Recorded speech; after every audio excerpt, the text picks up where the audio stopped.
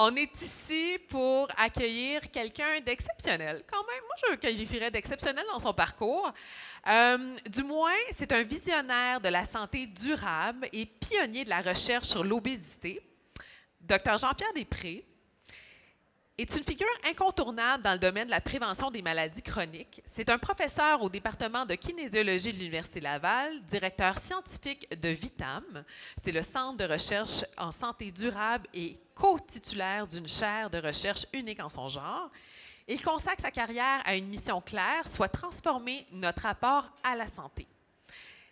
Premier à démontrer les dangers de l'obésité viscérale il y a 30 ans, donc ça, si je n'appelle pas ça précurseur, je ne m'appelle pas Sophie, hein? Il a depuis signé 784 articles scientifiques et reçu plus de, ça j'en reviens pas, 199 000 citations à travers le monde, faisant de lui l'un des chercheurs les plus influents de son domaine. Ses travaux explorent les liens entre tissu adipeux, diabète de type 2 et maladies cardiovasculaires, tout en soulignant l'impact fondamental d'un mode de vie sain et actif. Mais au-delà de la recherche, Dr Després est un homme d'action et de mobilisation. Il plaide pour une réflexion collective sur un nouveau modèle socio-économique qui place la santé durable au cœur des priorités afin d'alléger le fardeau croissant sur notre système de santé. Avec une lucidité frappante, il nous rappelle que sans changement de paradigme, la gestion des maladies chroniques pourrait devenir un gouffre financier insoutenable. Bon, il parle au futur, mais je pense qu'on est déjà quand même rendu au présent. Dans sa conférence, Dr Després nous invite à repenser nos choix collectifs, à valoriser la prévention et à bâtir ensemble un futur où la promotion de la santé devient le pilier de notre société. Une présentation qui résonne comme un appel à l'action porté par la science et une vision d'avenir éclairée. Par la suite, si jamais, vous pouvez toujours prendre place à la discussion parce que vous avez votre livre aussi qui est en vente à la table de livres. Alors, sans plus tarder, je vous présente Dr Jean-Pierre Després. Merci. Merci beaucoup. Si on peut s'assurer du micro. 1, 2, 1, 2. 1, 2, 1, 2. On a un micro ici. Ah, voilà. Bon, merci, voilà. merci, Sophie. Avec plaisir. Après bon après-midi tout le monde. Après une telle introduction, j'ai presque plus rien à dire. Puis je veux vous remercier, les braves. Je sais bien qu'on est samedi après-midi, la journée avance. Vous avez été assises toute la journée, en fait pendant 2 jours. Donc, je vous remercie pour votre patience. Mais vous savez, je m'adresse à vous cet après-midi avec beaucoup d'humilité. Je fais beaucoup de par la nature de mes travaux. Je vais vous raconter l'histoire là, dans la prochaine heure. Je fais beaucoup de conférences grand public gratuites dans les bibliothèques, dans les centres communautaires. Puis là, les gens me disent, Dr Després, vous allez nous dire quoi faire. Je ne viens surtout pas vous dire quoi faire. C'est un vieux chercheur qui vient bien humblement vous raconter une histoire pour qu'on réfléchisse ensemble, on fait quoi? Alors, c'est avec beaucoup d'humilité que je vais vous raconter cette histoire-là, parce que je pense qu'on est dû au Québec. Vous savez, dans les années 60, on a bâti des barrages qui ont profondément transformé la façon dont on s'approvisionne en énergie. Le prochain grand chantier pour le Québec, c'est un projet socio-économique de santé durable, puis je vais élaborer là-dessus cet après-midi. Alors, voici qui je suis. Là. Vous voyez, j'ai un sarrau pour avoir l'air savant. Là. Je suis une vieille bébite académique, c'est comme ça que je me décris. Ça fait presque 40 ans que je fais de la recherche. J'ai commencé ma carrière de chercheur au milieu des années 80. Ça traduit mon âge. J'ai 66 ans. Puis vous me voyez ici avec des collègues cardiologues et chercheurs à l'Institut universitaire de cardiologie et de pneumologie à Québec. Puis j'ai été directeur de la recherche en cardiologie, donc à cet institut-là, pendant 20 ans. Puis vous savez quoi? Je suis très, très, très fier de la science qu'on a produite. On a produit beaucoup de science. Je vais vous en montrer des petits morceaux cet après-midi. N'ayez clair, les diapositives que vous allez voir cet après-midi, c'est les mêmes que je montre aux citoyens dans les groupes communautaires puis dans les bibliothèques. Puis vous savez quoi? On sous-estime l'intelligence des Québécois et des Québécoises parce qu'ils comprennent parfaitement l'histoire que je leur raconte. Alors, donc, on est fiers de ce qu'on a produit collectivement, mais vous savez quoi? À 66 ans, après 40 ans de carrière, je réalise qu'il y a un immense fossé entre ce qu'on sait et ce qu'on fait au Québec.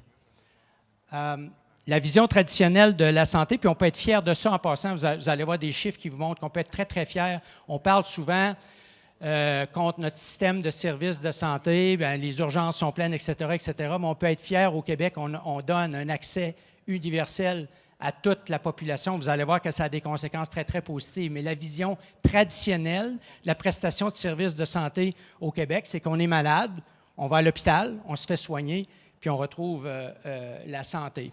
Et quand on fait ça, puis qu'on regarde les Jeux olympiques de l'espérance de vie dans le monde, hey, on n'est pas pire au Québec, au Canada. Vous allez dire pourquoi Jean-Pierre a mis Corée du Sud dans son palmarès. Là. Il n'a pas mis le Japon en haut puis Hong Kong qui ont la médaille d'or et la médaille d'argent. J'ai mis la médaille de bronze. Je voulais faire plaisir aux Sud-Coréens qui m'ont invité au mois de septembre à donner une conférence du même type que je vous donne cet après-midi. Puis l'espérance de vie en Corée du Sud, de par le fait qu'ils ont des programmes de santé publique, je vais vous en montrer un tout à l'heure, elle a même augmenté. Elle a même augmenté. Malgré la COVID, au Canada, au Québec, on s'est relativement maintenu. Mais regardez, le pays le plus puissant au monde, le plus riche au monde, qui dépense le plus dans son système de santé, regardez où ils sont. Puis cette espérance de vie-là, post-COVID, elle a diminué. Pourquoi? Parce qu'il y avait d'immenses inégalités sociales pour faire face à ce virus-là. Pensez-vous que l'espérance de vie va s'allonger aux États-Unis dans les 4 prochaines années? Moi, je suis prêt à gager mon salaire d'université qui n'est pas bien élevé, qu'elle va diminuer malheureusement. Et ça, bien, c'est d'une grande, grande tristesse. Mais donc, pourquoi je vous montre ça? C'est que, vous savez, on dit toujours notre système de santé, il est en apnée. On peut quand même être fier de ça. L'itinérant là, qui a besoin de pontage ortho-coronarien, il va avoir accès au meilleur chirurgien cardiaque à Québec, même s'il est pauvre. Ça, on peut être très, très fier de ça. Moi, quand je me couche le soir, de savoir que les gens pauvres ont accès à des soins de la même qualité que les gens riches par rapport à nos voisins du Sud, bien, je dors mieux. Cela dit, l'Organisation mondiale de la santé, ça a l'air que ce n'est pas important, ça. Ça a l'air que les États-Unis vont arrêter d'investir dans l'Organisation mondiale de la santé. C'est une organisation dont ils questionnent l'utilité. Mais ils ont quand même ils ont accès aux meilleurs scientifiques de la planète, puis ils nous disent que ce qui remplit nos hôpitaux, bien, ce sont les maladies chroniques, maladies cardiovasculaires, les cancers, les maladies pulmonaires chroniques et le fameux diabète de type 2, associés à 4 comportements. On fume encore trop à l'échelle planétaire. On ne prend pas celui-là, excès d'alcool, je ne parle pas du petit cocktail en fin de journée, là, je parle de la surconsommation chronique d'alcool. On a une alimentation et surtout un système alimentaire qui s'est considérablement détérioré à l'échelle planétaire. On a pris nos modes de production, de transformation puis de distribution des aliments, on a tout mis ça dans le blender, puis maintenant on mange une alimentation hautement transformée qui est bourrée de quoi? De sel et de sucre. Il y a du sucre partout.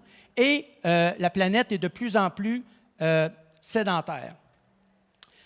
Et ça, bien, ça coûte très, très cher, ces maladies chroniques de société-là. Regardez encore une fois que c'est associé à 50 la moitié de la morbidité puis de la mortalité prématurée. Ça fait que ça sature les capacités de notre système de santé.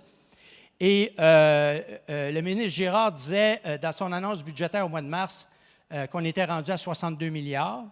Plus récemment, on entendait qu'on était rendu à 64 milliards. Puis moi, j'entends entre les branches qu'on est rendu à 66 milliards. Et ça, là, moi, je suis père de 4 enfants, très fier, père de 4 enfants. Moi, je suis un produit de l'éducation publique, pas été à l'école privée. Puis je suis fier de ça. Moi, je suis de la génération où on entrait dans des polyvalentes flambant neuves avec des beaux gymnases flambant neufs, des profs flambant neufs. Non, c'était Noël. C'était Noël. On rentrait dans de belles écoles. Les plus belles années de ma vie, ça a été mon secondaire quand je suis entré à la polyvalente. Allez dans nos polyvalentes maintenant, au Québec. Bien, regardez, là, dû au fait que maintenant, on met plus de la moitié de notre budget dans la gestion de la maladie, on s'entend qu'on n'a pas le choix. Bien, regardez la proportion qui va à notre éducation publique, 29 à 24 C'est ça le Québec que qu'on veut laisser collectivement à nos enfants et nos petits-enfants. Encore une fois, après-midi, je ne viens pas vous dire c'est ça qu'on devrait faire. Voici la situation. Puis ça, quand je montre ces diapositives-là aux communautés à la grandeur du Québec, tout le monde dit, Dr. Després, on se lève, il faut faire quelque chose. Et par ailleurs, bien, au Québec, on traite le vieillissement comme une maladie. Alors moi, je vais vous parler d'un nouveau centre de recherche qu'on a créé. On a un gros groupe de recherche sur le vieillissement. On organise des activités communautaires. Puis je veux citer une dame de 82 ans, à un moment donné, dans une activité qu'on avait au Palais Montcalm. Il y avait beaucoup de citoyens. Puis elle est allée au micro et elle a dit, là, allez-vous arrêter de nous appeler nos aînés? On ne vous appartient pas. Et là, je suis allé au micro et j'ai dit, madame, vous avez raison. Moi, j'ai 66 ans. Statistiquement, là, le gouvernement fédéral m'a envoyé une lettre en me disant que j'allais avoir ma pension de vieillesse. Je ne vous dirai pas les mots d'église qui sont sortis de ma bouche lorsque j'ai pris connaissance du document. Mais appelez-moi, je suis fier d'être vieux. C'est un privilège d'être vieux, mais vieillir, ce n'est pas une maladie. C'est parce qu'on est exposé. On est exposé pendant des années à un modèle socio-économique où ça, on traite ça comme une poubelle, puis on nous garde assis. Et ça, c'est la recette pour s'intoxiquer puis développer des choses dont je vais vous parler cet après-midi, ces fameuses maladies chroniques de société. Et ça, j'aimerais vous dire que c'est une caricature. Malheureusement, ça n'en est pas une. C'est le modèle socio-économique qu'on s'est construit. Puis, encore une fois, cet après-midi, le vieux professeur-chercheur que je suis n'est pas là pour faire la morale.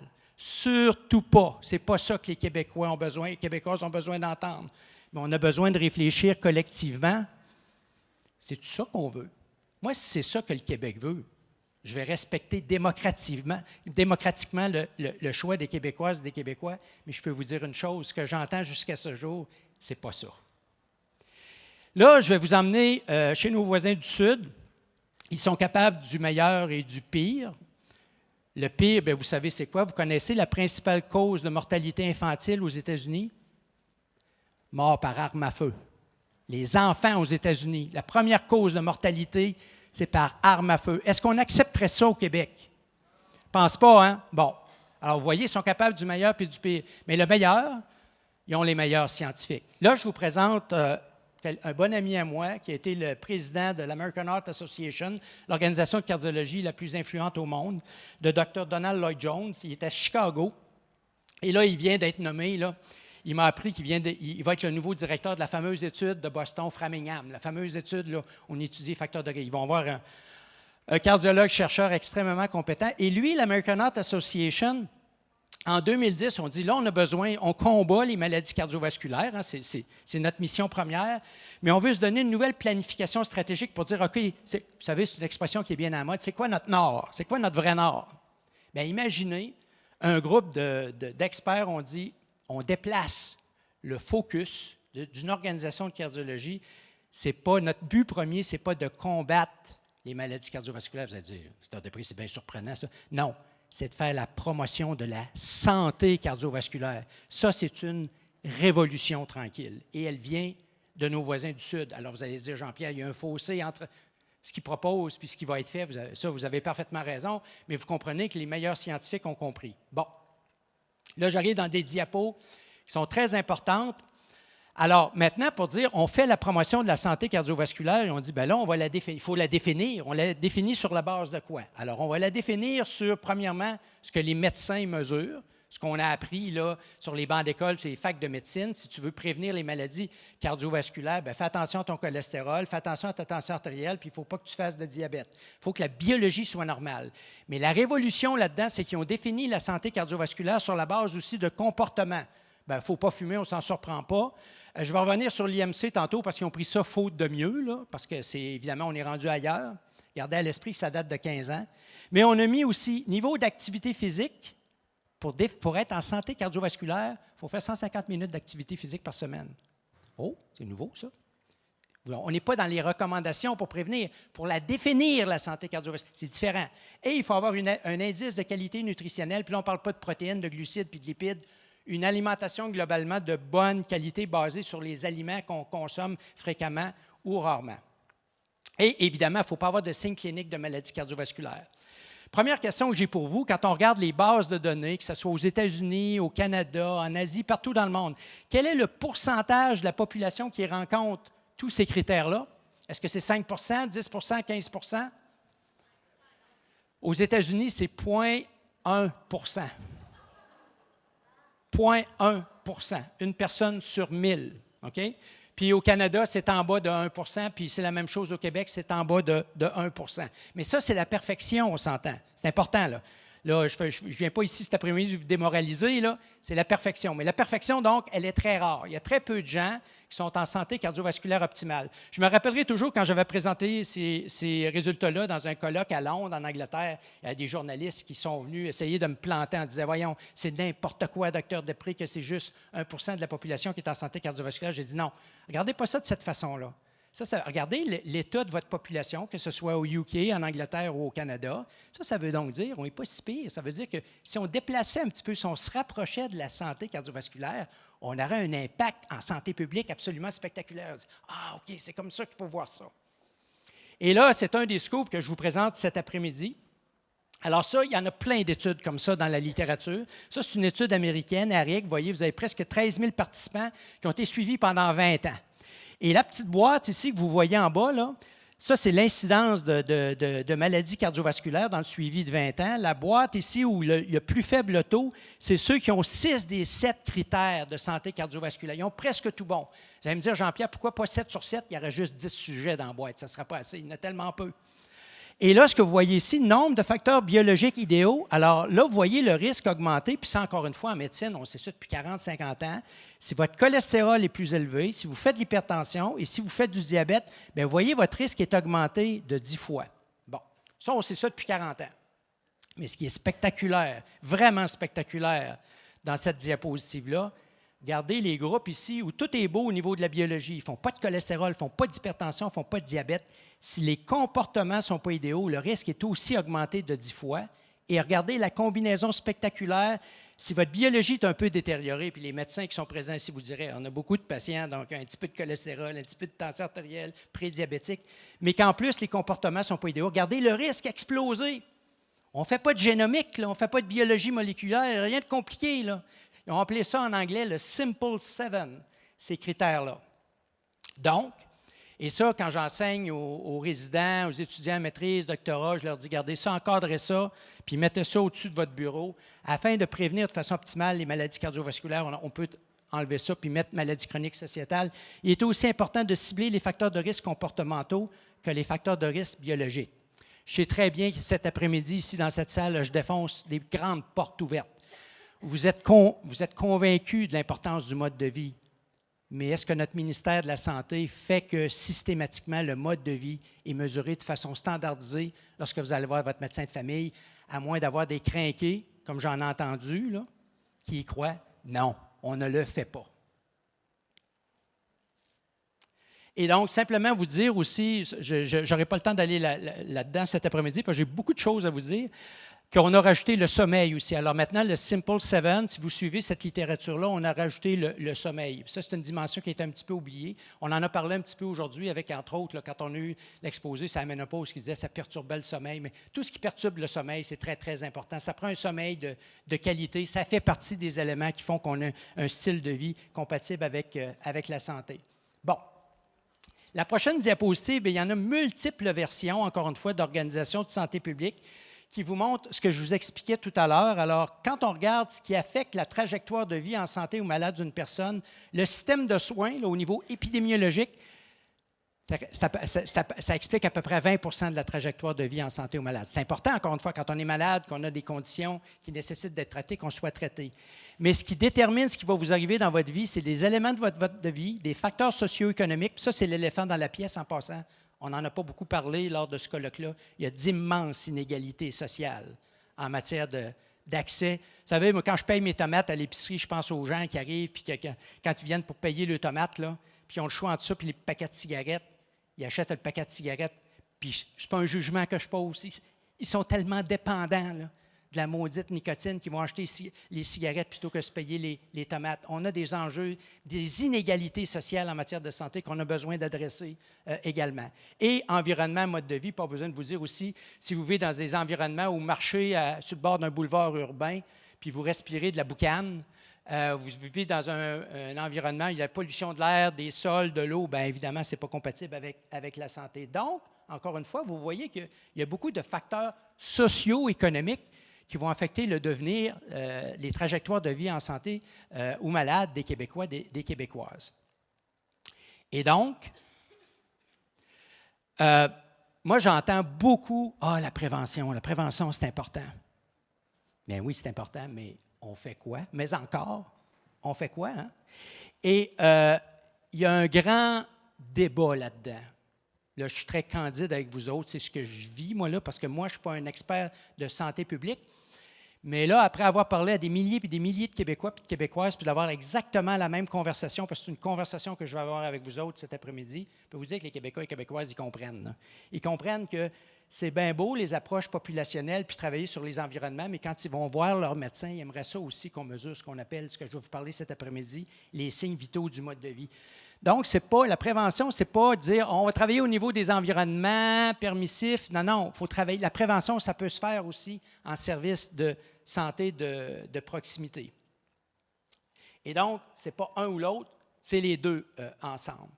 Et je vais vous raconter plus tard dans ma conférence l'histoire d'un centre de recherche. Alors, quand j'ai vu qu'il y avait cet immense fossé-là entre ce qu'on sait et ce qu'on fait, j'ai sauté la clôture, j'ai quitté la direction de la recherche en cardiologie, à ce qu'on appelle à Québec l'IUCPQ, pour démarrer un nouveau centre de recherche. Puis on a travaillé, on aurait pu se donner un nom de technocrate. En fait, on en avait un, mais j'ai interdit à mes équipes, mes membres de chercheurs, chercheuses, de répéter ce nom-là. On a travaillé après ça avec les citoyens et les citoyennes. On a dit, voici ce qu'on veut faire, quel nom qu'on devrait se donner. Puis de cet exercice de remue-ménage-là, avec des créatifs, des communautés, des citoyens, on est fiers de notre nom, VITAM, pour célébrer la vie, plutôt que de dire on va combattre la maladie. Centre de recherche en santé durable. Et donc, ce qui me nourrit en ce moment, le centre a été créé et reconnu par le Fonds de recherche du Québec en santé en 2019. Depuis ce temps, je fais ce que je fais cet après-midi, mais avec des citoyens, des citoyennes, puis ils voient exactement les mêmes diapositives que vous voyez cet après-midi. Et par ailleurs, avec eux, moi, j'ai dirigé aussi une organisation, un organisme sans but lucratif à Québec, où on avait mobilisé un paquet de chercheurs, chercheuses autour d'un concept, la santé durable. Puis on avait une belle définition académique. On était très fiers de nous autres. Puis je me rappellerai toujours, j'étais parti avec ma petite valise, puis j'étais allé voir, parce que pour transformer la société, on avait besoin de l'appui des gouvernements de proximité. Fait que j'étais allé voir à l'époque le maire de Québec, Régis Labaume. J'y présente tout ça. Ouais, Jean-Pierre, j'ai une vague idée de ce que je pense que je comprends ce que tu veux faire, mais je ne suis pas capable d'en parler.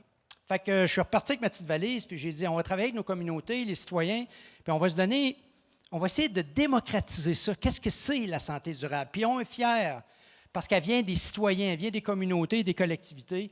Un esprit sain dans un corps sain, dans un milieu de vie, environnement sain, sur une planète en santé. Bien, vous savez quoi? Des milliers de Québécoises à qui j'ai présenté ce concept-là. Il n'y a pas un Québécois, une Québécoise, je me dis, ça n'a pas d'allure, cette affaire-là, Dr. Després. Pourquoi? Je vais vous le dire pourquoi. Tout de suite, quand on commence, un esprit sain dans un corps sain. Pensez-vous qu'au Québec, on a entendu Louis Bérère ce matin nous parler là, de l'impact de l'activité physique sur la fonction cognitive. Pensez-vous que dans nos écoles publiques au Québec, on fait des esprits sains dans des corps sains? Pensez-vous vraiment ça?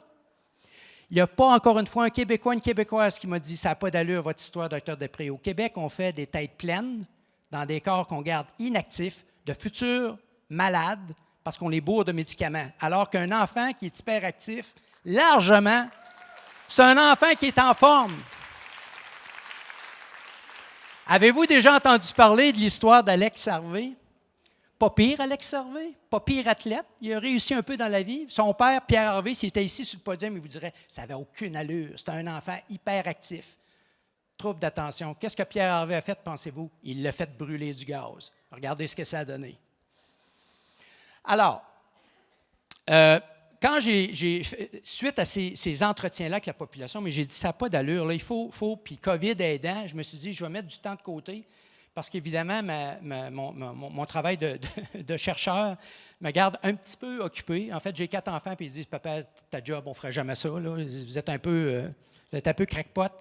Mais qu'est-ce que vous voulez, quand on est passionné puis qu'on aime ça, générer du savoir. Moi, je n'ai jamais touché un rat de ma vie, mais c'est des milliers de personnes comme vous autres qui ont participé à nos études, puis je vais leur rendre hommage cet après-midi. Ils nous ont aidés à produire du savoir qui, je l'espère, parce que ça a été mesuré chez des Québécois et des Québécoises que c'est pertinent à leur santé. Bien, je me suis dit, je vais écrire un livre où je vais raconter l'histoire des découvertes qu'on a faites et qui s'appelle « La révolution active, la gestion de la maladie à la promotion de la santé ».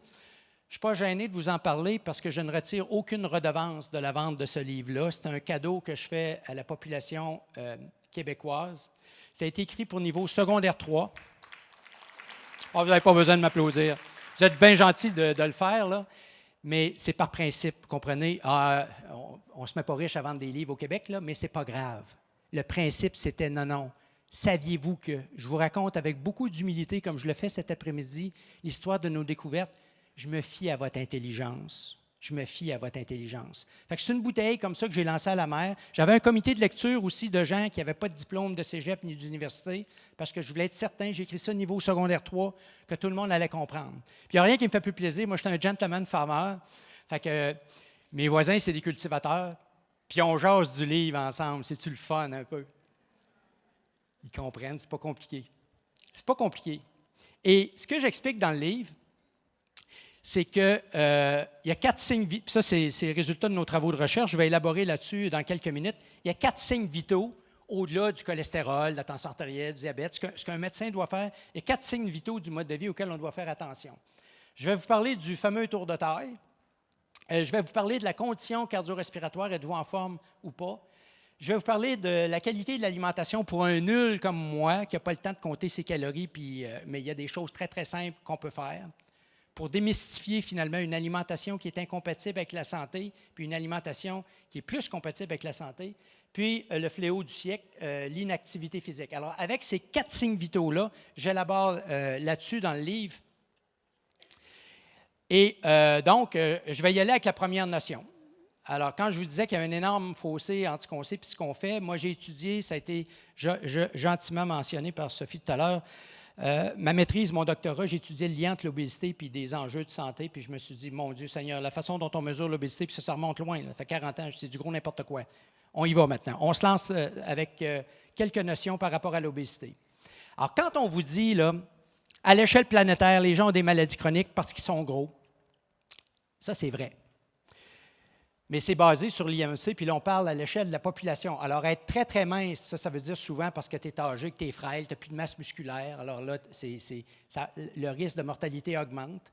Et si on calcule l'indice de masse corporelle, votre poids en kilo sur votre taille en mètres qu'on élève au carré, bien ça, il y a une pléiade de courbes en J comme ça dans la littérature. À l'échelle populationnelle, bien, plus ton indice de masse corporelle est élevé, bien, plus tu vas observer de diabète, de maladies chroniques, etc. C'est-à-dire que pour décrire des populations, ça va relativement bien. Là où le bas blesse, c'est de prendre des études épidémiologiques comme ça, populationnelles, puis de dire, bon, ben là, regardez comment on a simplifié le discours, malheureusement, dans le discours public. L'obésité, c'est pas bon, bien, la solution, c'est de perdre du poids. Il faut perdre du poids. La gestion du poids. Grave erreur. Grave erreur, parce que ce que je vais vous montrer, c'est que n'importe quelle valeur d'IMC, ça c'est vrai à l'échelle populationnelle, mais à l'échelle individuelle pour un IMC donné, il y a d'immenses variations dans votre profil de santé. L'autre chose aussi que je voudrais vous dire, malheureusement, dans les médias, c'est comme ça qu'on parle d'obésité. Souvent, on va monter du monde gros qui sont en train de manger du fast-food. Hey, c'est-tu condescendant puis dégradant pour ces pauvres personnes-là? Ils ont choisi d'être obèses, eux autres, c'est sûr. Hein? C'est de leur faute, ils ont choisi ça. Voyons donc, c'est carrément de la stigmatisation. Bon, comme je ne veux pas vous montrer des personnes, je vais vous montrer, je les trouve très utiles, des avatars. Et là, ce que vous avez ici, c'est quelqu'un qui a un IMC à 40, ça, on appelle ça de l'obésité sévère. Encore faut-il dire que pas si sévère que ça, n'est-ce pas? Mais regardez l'IMC à 30 ici qui définit l'obésité. Quand je montre ça, là, les madames dans la salle, ils me disent, « Ben voyons, docteur Després, il est correct, ce monsieur-là.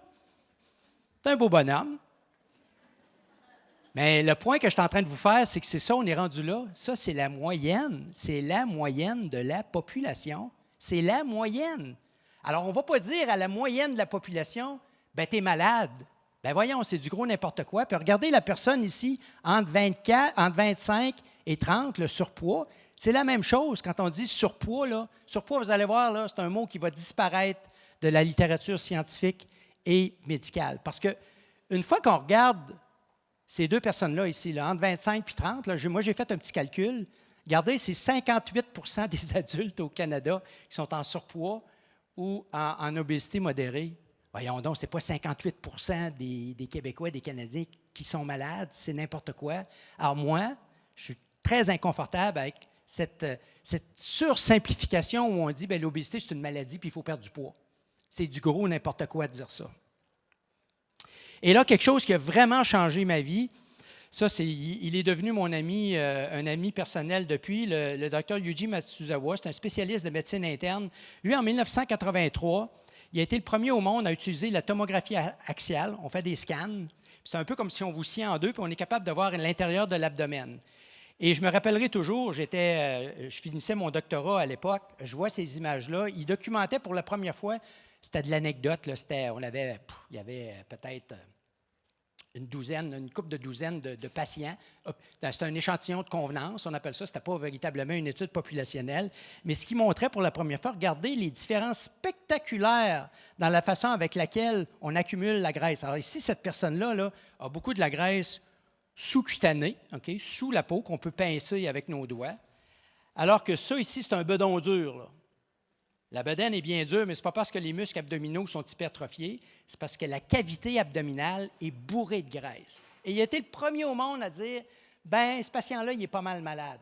Il est diabétique, il est coronarien. Alors que cette personne-là, malgré son obésité importante, ne montre pas d'altération dans ses facteurs de risque métaboliques. Et là, quand j'ai vu ça, je me suis dit, hey, là, regarde, moi qui étudie l'obésité, il faut que je me mette à utiliser l'imagerie. Ce que j'ai fait, et ça remonte à 1986, quand j'ai établi mon laboratoire. Alors, j'étais un jeune blanc-bec qui n'avait même pas le nombril sec encore. On commence à scanner des volontaires, des hommes, des femmes, et tout de suite, ça n'a pas été long. Ça n'a pas été long. Regardez, ça, c'est deux individus, puis là, nous, on est allé au-delà de ce que le docteur Matsuzawa utilisait. On mesurait de façon précise la quantité de graisse corporelle. Vous voyez ici, vous avez deux individus, ils ont exactement le même IMC, le même âge, le même poids, la même quantité de masse grasse totale. Mais regardez l'examen par tomographie axiale. Ce que vous avez à gris clair ici, c'est ce que l'ordinateur identifie comme la graisse dans la cavité abdominale, mésentérique, rétropéritonéale. Et vous voyez, vous n'avez pas besoin d'être un expert ou une experte pour voir que cette personne-là n'a plus que le sujet d'en bas. Alors, même s'ils étaient asymptomatiques, la personne en haut était prédiabétique, avait une tension artérielle augmentée, puis avait des triglycérides augmentés, un HDL cholestérol abaissé, les éléments de ce qu'on allait appeler plus tard le syndrome métabolique. Alors ça, on a fait ça de façon systématique. On a publié quelques papiers, et ça, c'est correct en sciences. Ça a été reçu avec intérêt, mais scepticisme. Mais écoutez, moi, j'étais tout jeune, là, j'avais 30 ans, là, je me suis mis à être invité partout dans le monde à montrer ces résultats-là. Et l'éditeur d'une revue de l'American Heart Association, imaginez, en 1990, j'étais tout jeune, m'a demandé de résumer pour la toute première fois mes travaux. Et dans cette revue-là, des premiers travaux de mon laboratoire, je dis, écoutez, sur la base de ce qu'on a observé, on pense que l'obésité viscérale, c'est la forme d'obésité la plus dangereuse. Regardez l'année de la publication, 1990. Alors, je ne suis pas un professeur, je suis un radoteur. Je radote depuis 35 ans. Bon, maintenant, puis ça, je n'aurai pas le temps de vous montrer ces travaux-là cet après-midi, mais on a beaucoup, beaucoup publié avec de l'imagerie, la tomographie axiale. On a fait des études internationales dans 29 pays. On a étudié des Asiatiques, on a étudié des Africo-Américains. Bref, on avait 108 laboratoires d'imagerie dans le monde. On était le laboratoire central. Je n'aurai pas eu le temps de vous parler de cela cet après-midi. Et maintenant aussi, on utilise la spectroscopie pour mesurer non seulement la résonance magnétique, non seulement pour mesurer l'adiposité viscérale, mais vous avez un bel exposé ce matin sur le foie gras aussi. On mesure la teneur en lipides. Et pour vous faire une histoire très, très courte, ce qu'on a trouvé, c'est que si vous accumulez de la graisse sous la peau, et mesdames, entre autres, au niveau des fesses et des cuisses, ça protège vos organes maigres, ça protège votre foie, votre cœur, vos reins, vos muscles squelettiques contre une accumulation qu'on appelle la graisse ectopique. Alors, les tissus maigres, normalement maigres, deviennent engorgés de lipides. Pourquoi? Parce que, puis là, quand je l'explique au grand public, vous mangez le gros morceau de gâteau au chocolat, là. Si vous avez du tissu adipeux dans les fesses et les cuisses, c'est là que ça va être stocké. Et ça va protéger, c'est un réservoir qui va protéger votre organisme contre l'accumulation toxique de lipides dans le foie, dans la cavité abdominale. Par contre, Si vous êtes comme moi, quelqu'un qui n'est pas bon, puis ça, chez l'homme, on en a beaucoup, là, on n'est pas capable de faire de la graisse succutanée. Je me suis étudié en passant. Là. Moi, je suis un viscéral génétique parce que je ne suis pas capable de faire de la graisse d'un fesses et d'un cuisse. Donc, vous voyez, vous n'avez pas besoin. Puis ça, là, c'est une autre affaire pour déstigmatiser. Je raconte mon histoire personnelle parce que je dis aux gens, regardez, je fais partie de votre gang. Là. Les gens qui ont un diabète de type 2, vous ne faites pas un diabète de type 2 parce que vous êtes gros. Vous faites un diabète de type 2 parce que vous faites de l'obésité viscérale, puis vous faites un foie gras, puis votre cœur, il est gras, puis votre rein, votre sinus rénal, il est infiltré de gras, puis vous avez un muscle squelettique qui est tout infiltré de gras, qui ressemble à du steak de Kobe. Puis ça met le feu dans la cabane.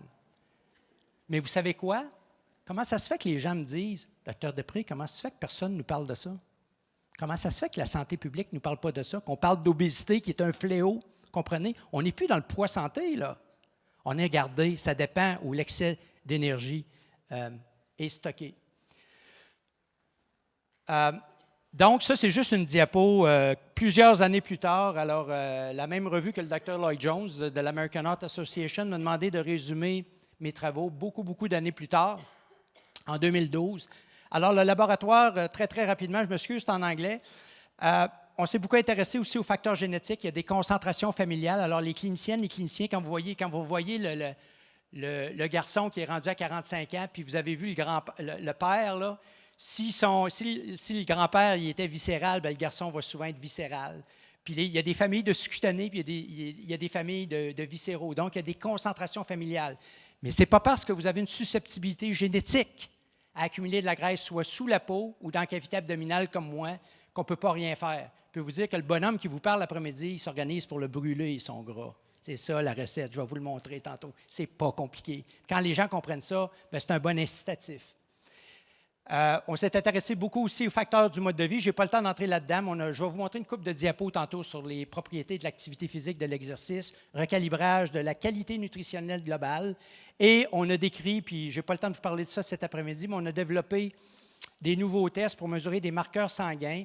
On va au-delà des marqueurs traditionnels du syndrome métabolique qui montrent que si vous faites du gras par en dedans, bien, vous avez un état 10 métabolique qui augmente non seulement votre risque de développer le diabète de type 2, des maladies cardiovasculaires, mais une pléiade de maladies chroniques. Et ça, bien, écoutez, je vous montre ça avec un petit peu de fierté. L'histoire de ça, c'est en juillet 2006. Je m'apprêtais à prendre 2 semaines de vacances. Je reçois une lettre de l'éditeur en chef de la revue Nature qui me dit « Dr. Després, on aimerait que vous adressiez toute cette controverse-là du syndrome métabolique. » Et j'ai fait exprès pour d'intituler l'article « Abdominal Obesity and Metabolic Syndrome ». On ne peut pas parler de syndrome métabolique si on ne parle pas du gras par en dedans. Ça, c'est l'article le plus cité de mon laboratoire, a été cité presque 6000 fois. Je suis très fier de ça. Bon, je reviens maintenant à quelque chose de très contre-intuitif. On a beaucoup étudié ça dans mon laboratoire. Dans les années 90, on faisait des prélèvements de tissu adipeux. On étudiait le métabolisme du tissu adipeux abdominal puis glutéo-fémoral. Puis ce qu'on avait trouvé, c'est qu'entre autres, au niveau glutéo-fémoral, encore une fois, puis je n'irai pas dans le détail de l'étude, ce n'est pas ça qui est important, mais les femmes qui avaient cette capacité-là de trapper l'énergie dans le tissu adipeux avaient des taux de bon cholestérol, d'HDL cholestérol très élevés, puis des triglycérides très bas. On a mis ça dans la littérature en 1991, en suggérant, bien, attention, là, encore une fois, dépendamment où la graisse est localisée, l'effet plus ou moins important. Et quelqu'un qui est devenu un bon ami à moi maintenant, le Dr. Ian Nealon, cardiologue aux États-Unis, dans la cohorte de Dallas, a regardé ça dans un groupe d'un petit peu moins de 1000 individus qui avaient tous un diagnostic d'obésité. Ce que vous avez à gauche ici, c'est des quartiles, c'est l'incidence cumulative d'événements cardiovasculaires en fonction de quartiles de l'adiposité viscérale. Ça, à gauche, pas de surprise. Alors, plus vous avez de graisse viscérale, bien, plus l'incidence cumulative d'événements cardiovasculaires est élevée. Mais regardez le panneau de droite, mesdames. Celui-là, il frappe fort. Plus vous avez de graisse au niveau des fesses et des cuisses, plus faible est l'incidence cumulative des maladies cardiovasculaires. Plus faible. Et quand je fais ces conférences-là, grand public, parce qu'encore une fois, là, je ne porte pas de jugement, je suis ici juste pour dire, saviez-vous que, quand je dis aux madames, vous savez, la liposuction de cette graisse-là, là, gardez à l'esprit que c'est un réservoir protecteur. Vous l'enlevez. Fait que si vous l'enlevez, faites attention à ce que vous bouffez, parce que là, ce qui vous protégeait va aller engraisser vos tissus normalement maigres. Et c'est ce que j'explique dans le livre La Révolution active. Il y a des images. On va sauter ça, mais c'était juste pour vous montrer que je prends bien le temps d'expliquer ça puis d'illustrer ça dans le livre. Histoire peut-être intéressante pour les dames. Alors, on a une étude qui a été réalisée par Simone Lemieux, qui est professeure maintenant à l'École de nutrition depuis longtemps. On remonte aux années 90. On avait suivi un groupe de femmes pendant 7 ans. Alors, sur 7 ans, si on suit l'évolution de leur poids puis de leur indice de masse corporelle, si vous êtes le professionnel de la santé qui suivait ces femmes-là, vous allez dire « Hey, Madame Bérubé, ça va bien? Je suis votre poids depuis 7 ans, toutes les visites médicales, vous n'avez pas pris de poids, bravo! » Oups! Il s'est passé quelque chose, par exemple. On n'a peut-être pas mesuré ce qui est important. Quand on mesure le tour de taille, ces femmes-là, sur 7 ans, leur tour de taille a augmenté de 4 cm. Et là, on a fait de l'imagerie pour mesurer le gras par en dedans, viscéral. Il a augmenté de 30 %. Oh, OK. Peut-être qu'il faut suivre d'autres choses que l'évolution du poids, vous voyez. Puis pourquoi le poids n'a pas changé chez ces femmes-là? C'est qu'ils ont perdu de la masse musculaire sur 7 ans. Alors, le tour de taille a augmenté, ils ont pris de la graisse viscérale, mais le poids n'a pas changé. Il faut arrêter. Moi, je dis aux gens, prenez votre pèse-personne, mettez-le à la poubelle, s'il vous plaît. La science ne supporte pas ça. Bon, on a eu un superbe exposé ce matin du docteur Bérère, Louis Bérère, là, puis Louis, je le vois toujours avec plaisir. Je dis, j'avais ma carrière à refaire, plutôt que de regarder la santé métabolique puis cardiovasculaire, je m'intéresserais à la santé du cerveau, puis lui, il dit l'inverse, moi, je m'intéresserais à tes affaires. Mais, vous savez, on a une chaire aussi, on avait une chaire sur le risque cardio-métabolique où j'ai eu le grand privilège de travailler avec une trentaine d'experts internationaux. Puis, vous avez vu cette diapositive-là tout à l'heure, là, où je parlais encore une fois du fait que si vous faites de l'obésité viscérale, bien, vous aurez tendance à avoir du gras par en dedans, puis c'est le facteur de risque numéro 1 pour la stéatose hépatique. Mais au-delà des maladies cardiovasculaires et du diabète de type 2, vous savez, on a maintenant pas mal de travaux d'imagerie qui montrent que l'obésité viscérale est fortement associée à l'apnée du sommeil, parce qu'imaginez-vous que si vous êtes gras par en dedans, bien, vous avez vos voies ici, le cou, vous avez des coups larges, puis vous avez les voies respiratoires obstruées, puis on a scanné la langue, imaginez-vous. La langue a l'air d'un pogo. L'intérieur de la langue est épaisse. Non, l'intérieur de la langue est épaisse. Qu'est-ce que vous pensez qui se passe? Mais est-ce qu'on dit ça aux gens? Est-ce qu'on leur dit ça? Regarde, c'est pas parce que tu es gros, tu as de la graisse interne. Puis si on travaille ça, si on fait fondre ça, on va dégraisser ta langue. Ça fait un beau sujet de conversation à Noël, prochain party de Noël. Comment va ta langue? Ta langue bien épaisse. Mais vous voyez, c'est pas sorcier, mais les gens comprennent ça. C'est pas compliqué.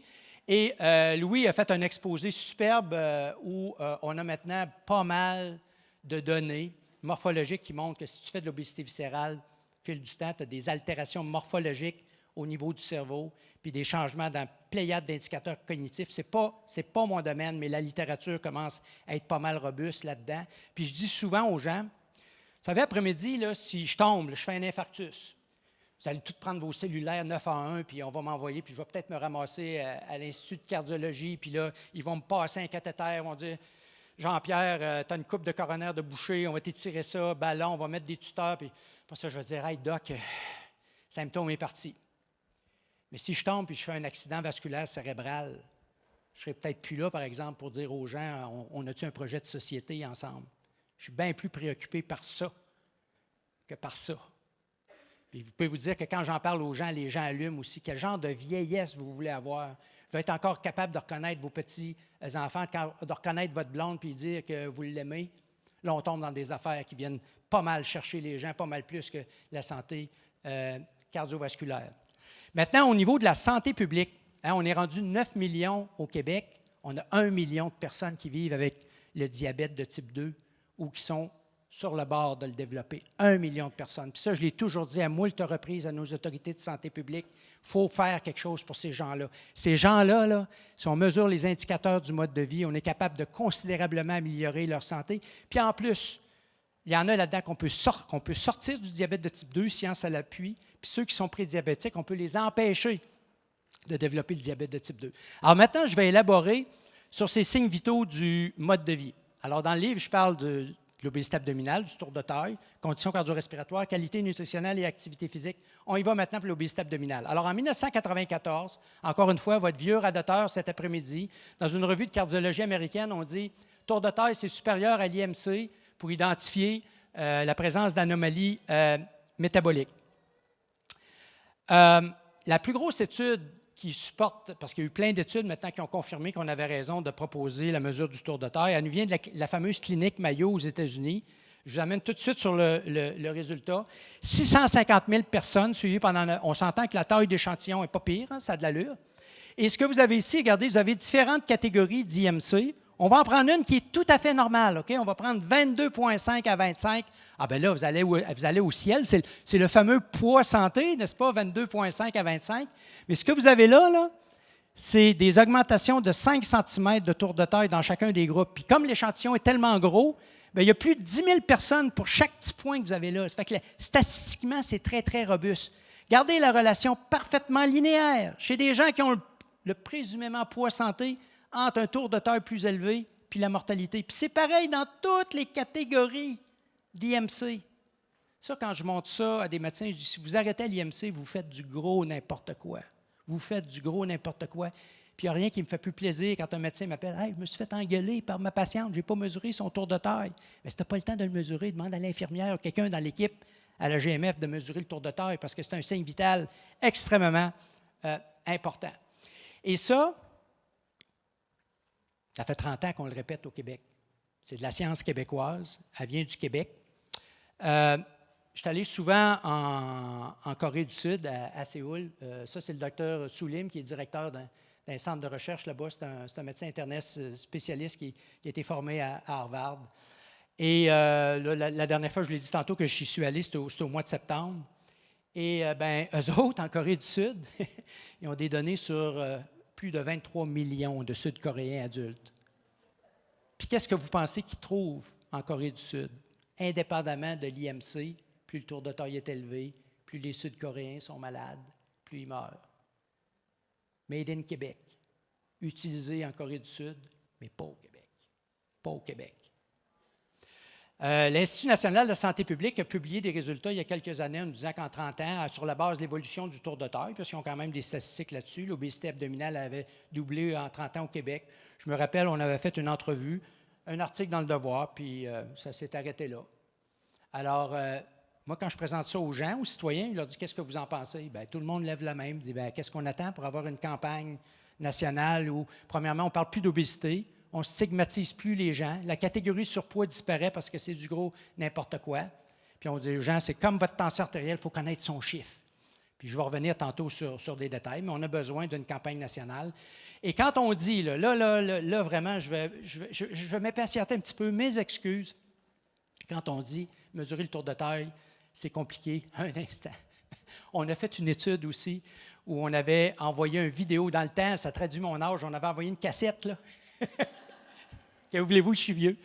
Puis, on avait montré aux gens comment auto-mesurer son tour de taille. Puis après ça, sur 10 de l'échantillon, on avait envoyé une infirmière qui avait été formée pour valider la mesure. La corrélation entre la valeur mesurée par le participant puis l'infirmière, c'était 0,99.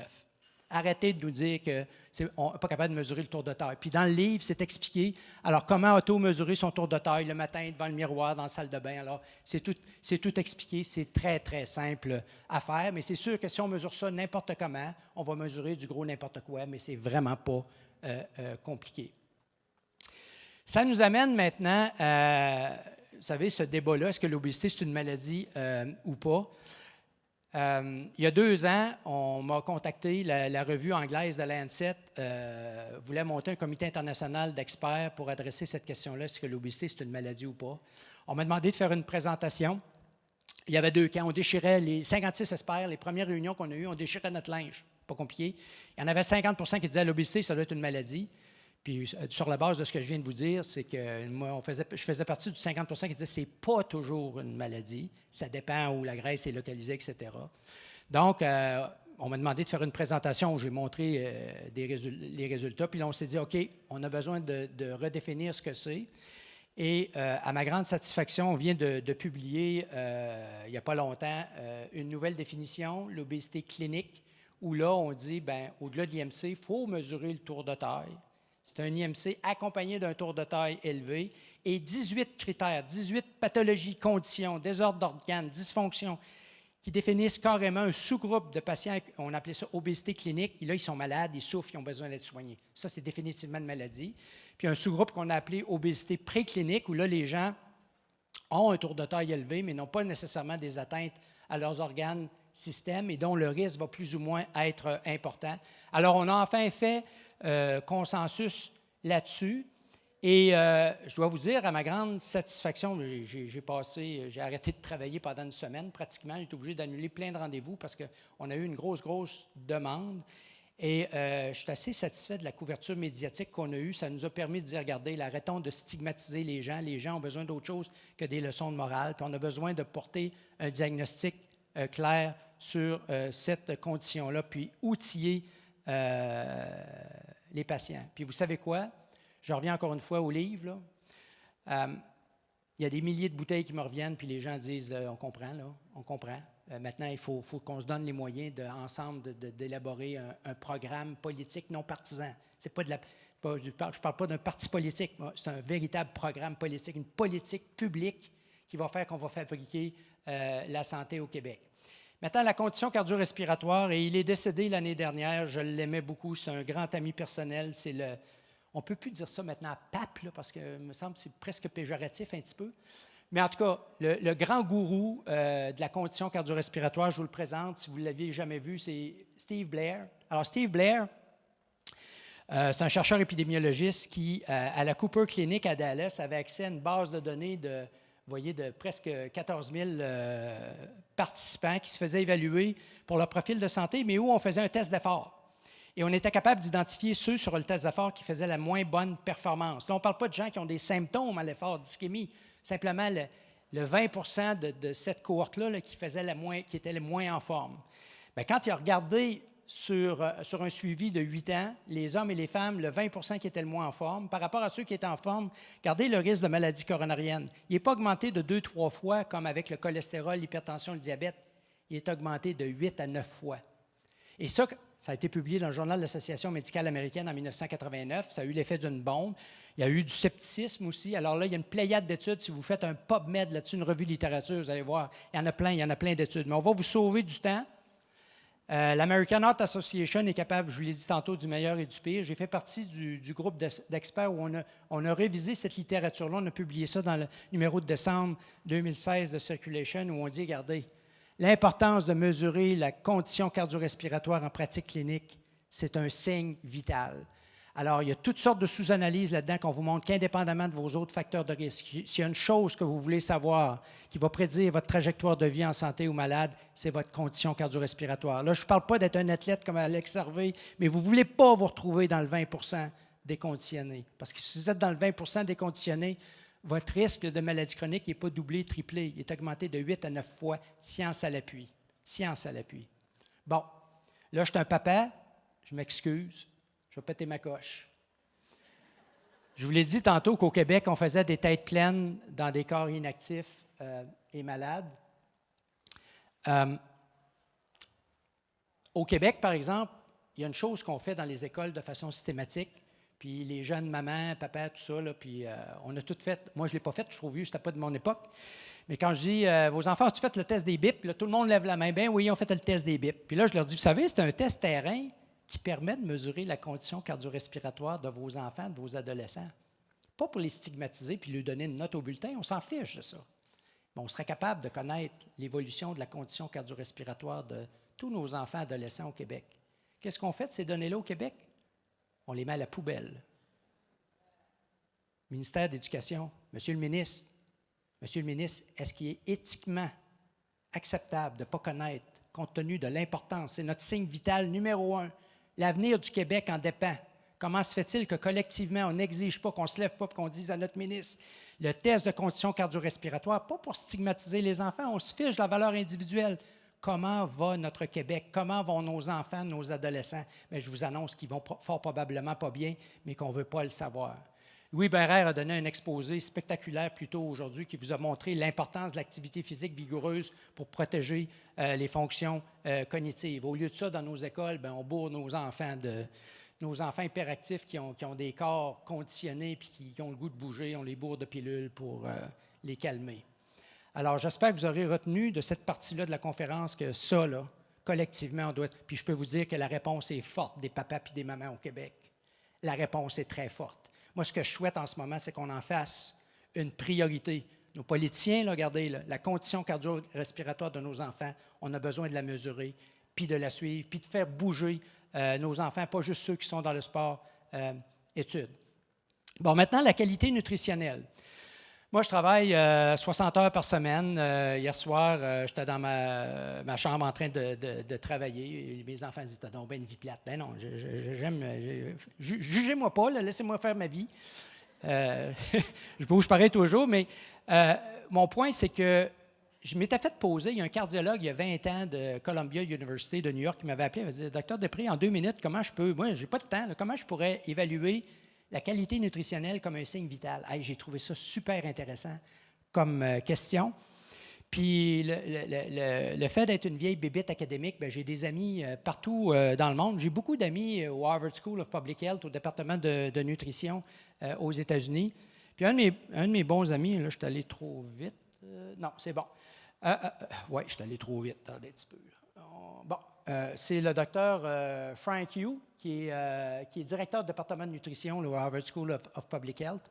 Puis nos collègues américains, ici, ça, c'est des gens là, qui ont énormément publié dans le domaine de l'alimentation, de l'épidémiologie nutritionnelle. Ils ont fait leur mea culpa. Puis ça a été dit dans une belle conférence que vous avez eue plus tôt. On dit, finalement, on a longtemps associé gras. C'était sur la stéatose hépatique. On a longtemps associé trop de gras dans l'alimentation aux maladies. Pas trop de gras dans l'alimentation aux maladies parce que l'industrie a réagi en mettant sur le marché des produits low fat, mais bourrés de sucre, finalement. Fait qu'on n'a pas amélioré la situation, on l'a considérablement détériorée. Puis là, je pense que je vais vous faire rire. En tout cas, ça fait toujours rire les... je peux vous dire que ça fait toujours rire la population quand je montre cette diapo-là.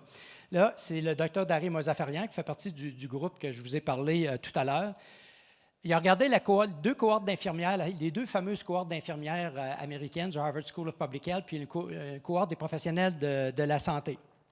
Puis plutôt que d'y aller d'une évaluation très, très sophistiquée là, de la teneur en lipides, glucides, etc., de macronutriments, micronutriments, il a simplement regardé des items rapportés par les participants des 3 études qui ont fait prendre du poids dans un suivi de 4 ans et qui ont fait perdre du poids.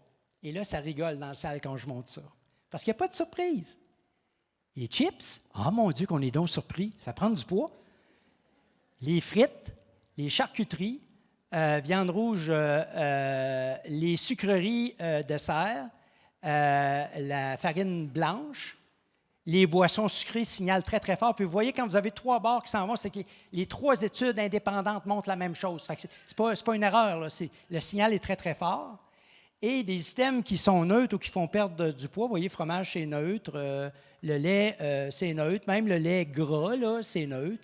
Puis regardez les légumes, les noix, les grains entiers, les fruits, puis le yogourt.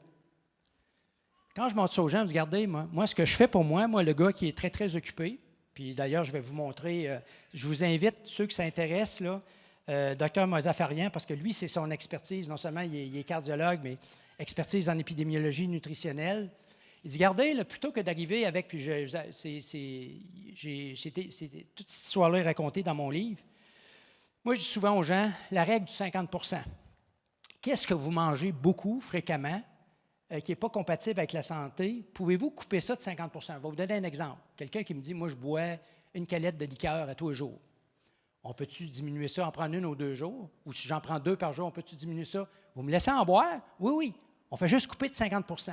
Parce que vous savez, ce qui va être difficile à long terme, c'est très facile de changer brusquement ses habitudes de vie, mais à long terme, là, si c'est difficile, oubliez ça, les gens vont retourner dans le pattern initial. Pourquoi? Puis ça, j'ai tellement de gens qui me viennent me voir et disent, « Docteur Després, j'ai flanché. »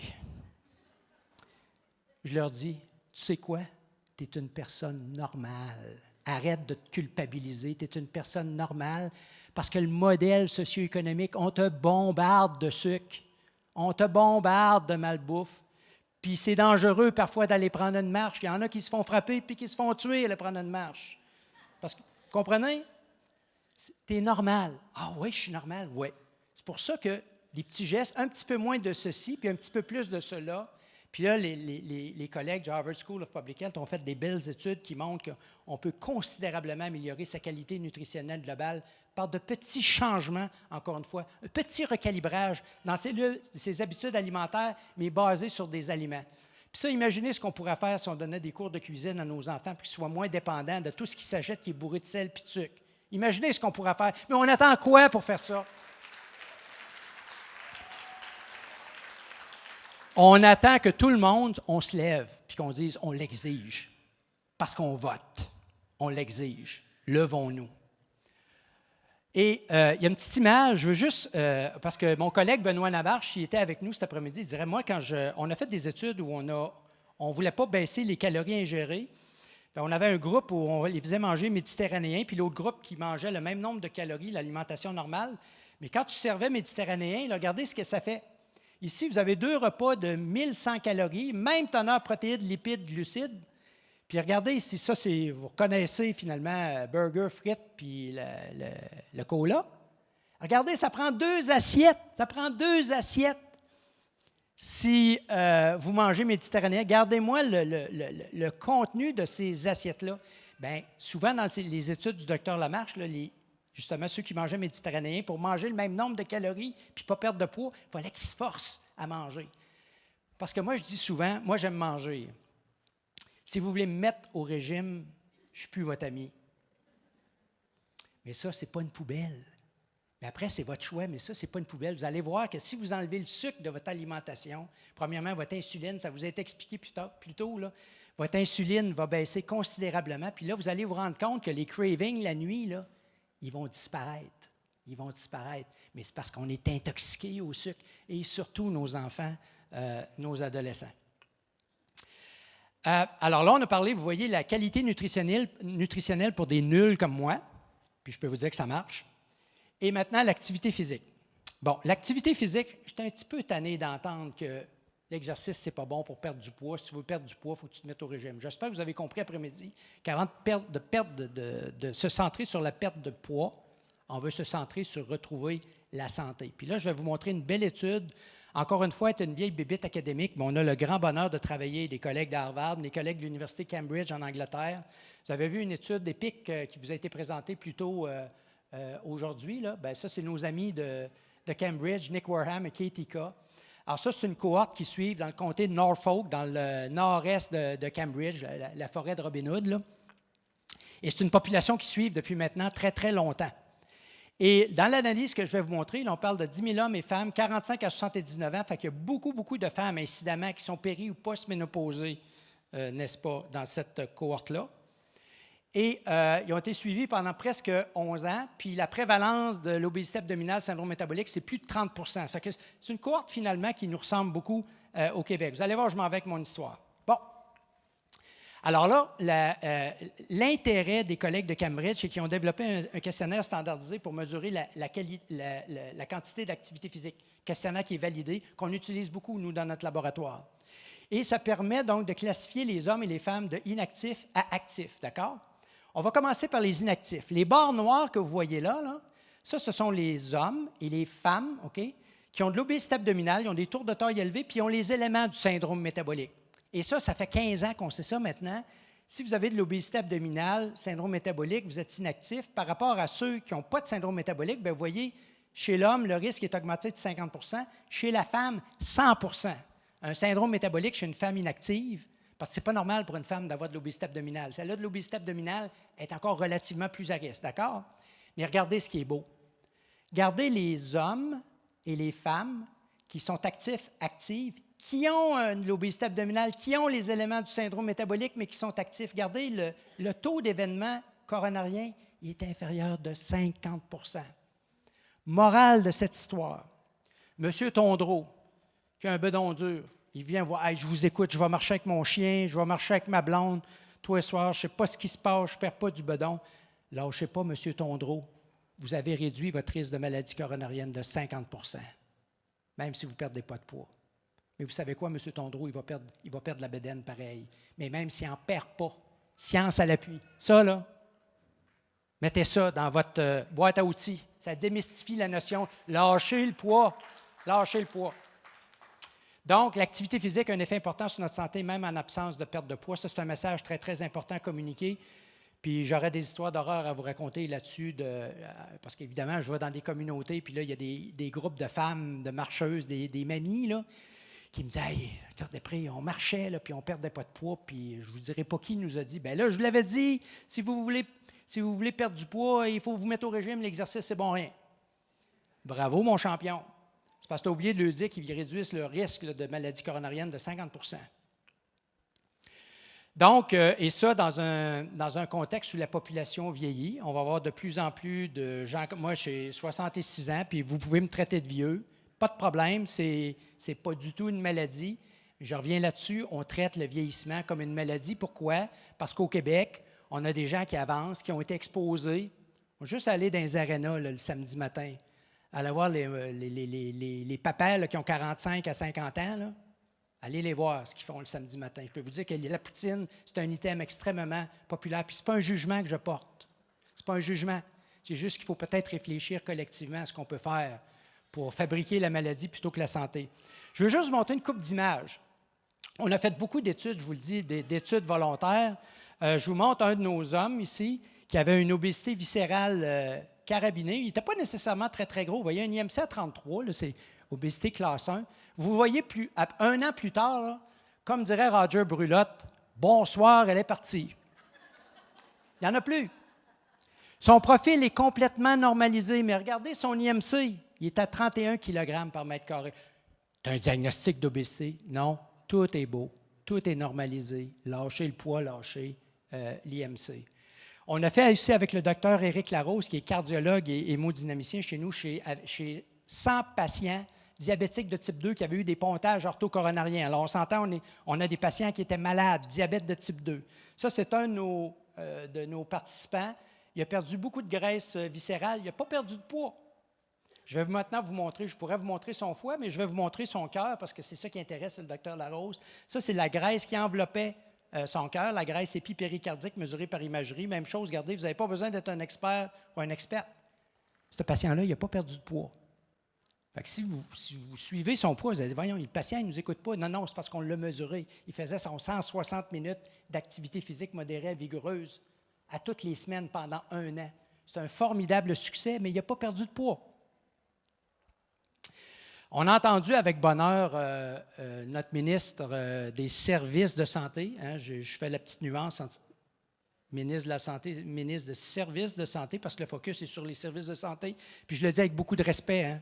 Je l'ai dit tantôt, c'est ça qui nous donne une belle espérance de vie.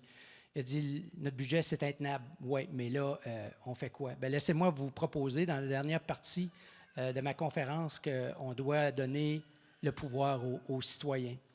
Et ce que je vous parle aujourd'hui, depuis la création de Vitam, je vous l'ai dit tantôt, là, le premier à m'appeler, en fait, quand j'ai publié mon livre, je l'ai envoyé à tous les ministres.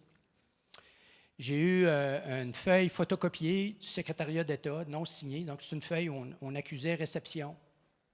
Ça, puis une flaque d'en face, c'est à peu près pareil. Mais je dois vous dire, je veux vous le témoigner, le gars le plus occupé du Québec m'a écrit une lettre personnalisée avec un petit mot. Monsieur le premier ministre m'a écrit pour me remercier. Mais les gens en dessous, personne n'ont eu le livre gratis, eux autres. Personne n'a pris la peine juste d'accuser réception puis de me remercier. Par contre, il y en a un qui m'a appelé tout de suite. Le maire de la Ville de Québec, M. Marchand.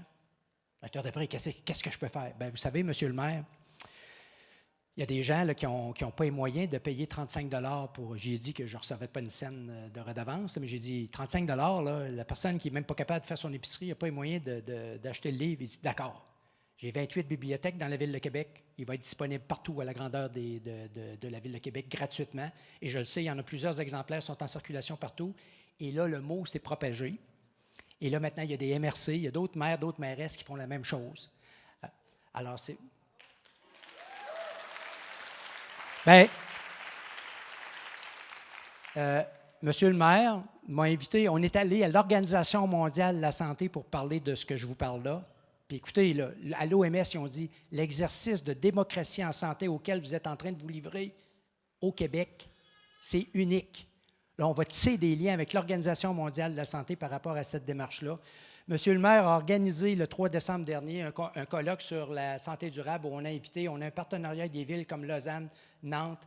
Les maires, les mairesses au Québec sont proches de leur monde. Ils savent ce qu'il faut faire, les groupes communautaires et tout ça.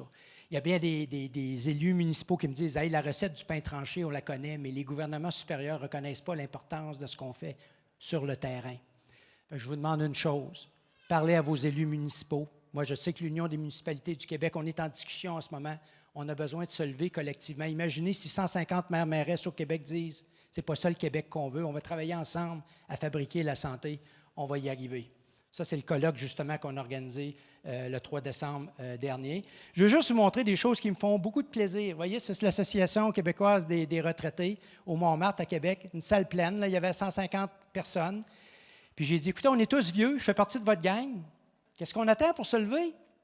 Qu'est-ce qu'on attend pour se lever plutôt que de se faire dire nos aînés puis que le gouvernement décide pour nous autres? On a besoin de se lever collectivement, puis les gens sont partants. Regardez, là, ça, c'est dans une petite ville. 250 personnes, 30 groupes communautaires. La Sûreté du Québec était là pour parler de prévention, imaginez. On est ailleurs.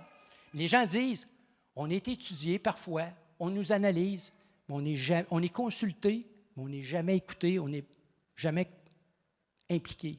Bien, moi, je me suis dit, écoutez, moi, je suis une vieille bébête académique. Je ne sais pas si on va réussir collectivement, mais je m'engage. Je vous fais la promesse. Je vous fais la promesse. C'est pour ça que je suis ici cet après-midi, là, puis je vous parle crinqué comme ça. Si tout le monde, on se lève, puis qu'on parle, chacun on fait notre petit bout, là, on va être capable de transformer ce projet de société-là.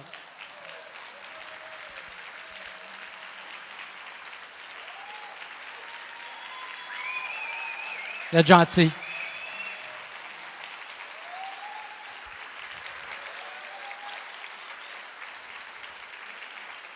Vous êtes vraiment gentil. Vous savez, ce que vous venez de faire là, je ne le prends pas personnel, mais réalisez-vous que vous êtes en train, là, vous êtes mis dans de mauvais draps, là. Parce que là, vous êtes mobilisés. Je vais finir là-dessus parce que, vous savez, les signes vitaux du mode de vie, on pourrait le faire en soins primaires, puis on nous a dit « ça coûte trop cher ». J'ai un collègue cardiologue italien qui a une chaire de recherche, qui a un gros centre de recherche à Sydney. Lui, il a eu la chance, il a essayé de convaincre Medicare aussi d'investir, de faire de la prévention en soins primaires, il n'a pas été capable. Mais lui, il y a un gentil philanthrope qui lui a donné juste 12 millions de dollars.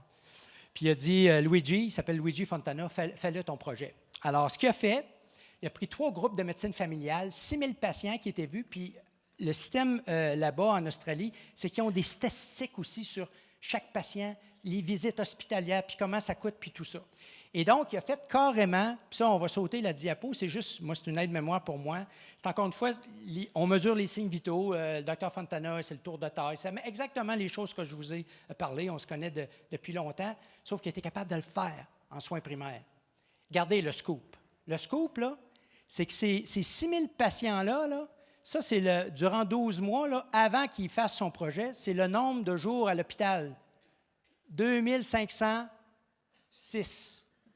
Séjour à l'hôpital. Un séjour à l'hôpital en Australie, c'est 6 000 $ par jour.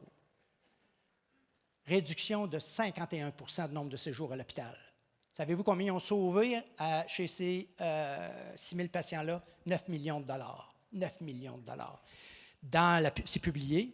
Si on avait fait ça à l'échelle de l'Australie, on aurait sauvé 30 milliards de dollars. De quoi se payer 2 épidémies de COVID. Je vais terminer là-dessus. Nul n'est prophète dans son pays. Là, je suis un petit peu, vous savez, je reviens là-dessus, nos voisins du Sud sont capables du meilleur puis du pire.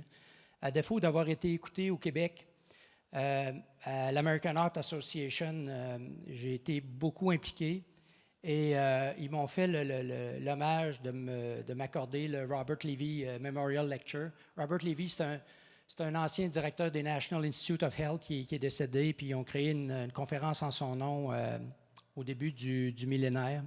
Je suis le premier Canadien à recevoir ce prix-là. Et vous voyez le titre de ma conférence, j'ai raconté l'histoire que je vous ai racontée là, je l'aurais racontée en anglais, là, mais Promotion of Cardiovascular Health, alors la promotion de la santé cardio-métabolique, mon histoire personnelle. Et pour ceux que ça intéresse, je regrette, c'est en anglais, mais on m'a demandé aussi de le publier. C'est en accès libre. Alors, si vous faites ce titre-là avec Jean-Pierre Després sur Google, vous allez tomber sur l'article. C'est mon testament scientifique. Vous savez, à 66 ans, il y en a beaucoup plus de faits qu'il en reste à faire. Maintenant, ce qui reste à faire, la science, on l'a, c'est de passer à l'action. Puis ça, moi, je suis juste un vieux prof, chercheur d'université, je n'y arriverai pas sans vous. Et pour ceux qui sont des médecins, là, ce que vous faites dans la salle, regardez ce que vous faites en médecine, puis je comprends ici, je défonce des grandes portes ouvertes, j'en suis pleinement conscient, c'est que vous mesurez des facteurs de risque intermédiaires, cholestérol, tension artérielle, diabète, puis vous intervenez pour prévenir la survenue d'événements cardiovasculaires. Ce que vous avez entendu de moi, c'est qu'il y a des signes vitaux du mode de vie, tour de taille, conditions cardio-respiratoires, la qualité nutritionnelle, niveau d'activité physique. On pourrait ajouter sommeil, on pourrait rajouter d'autres indicateurs, mais déjà, minimalement, ce que nos travaux ont montré, c'est que ça prédit parfaitement les facteurs de risque intermédiaires. Mais ça, OK, ce que j'ai appelé de la médecine du mode de vie de précision, puis ça, c'est ce que vous faites, la santé intégrative, c'est ça. Mais si on veut véritablement réfléchir, avoir un impact, il faut que ça soit enchâssé dans une approche populationnelle où on va travailler sur les facteurs socio-économiques et avec nos communautés. Parce que, malheureusement, moi, quand je démarre ma voiture, j'ai un tableau de bord complètement inutile. Mon Dieu, qu'il y a de l'information sur mon tableau de bord. Ça, c'est mon tableau de bord par rapport à ma santé. C'est complètement inacceptable. Alors, je souhaite que vous avez été très patient avec moi. Je vous remercie infiniment. Souhaitons-nous la santé. Donnons-nous les moyens de fabriquer collectivement la santé. La santé, c'est bien, bien plus que la légitime gestion de la maladie. Puis je suis profondément convaincu. Je vous fais le pari, parce que c'est ce qui se passe en ce moment, là. Si on continue à mobiliser la population, arrêtons de sous-estimer l'intelligence de la population. Le peuple québécois est prêt à se lever si on le mobilise. Je vous remercie beaucoup de votre aimable attention.